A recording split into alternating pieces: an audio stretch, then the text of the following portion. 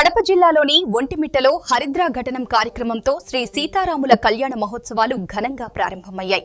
కోదండ రామాలయంలో స్వామి అమ్మవార్లను పట్టు వస్త్రాలు, దివ్యభరణాలు, పుష్పాలతో అలంకరించి ప్రత్యేక పూజలు నిర్వహించారు.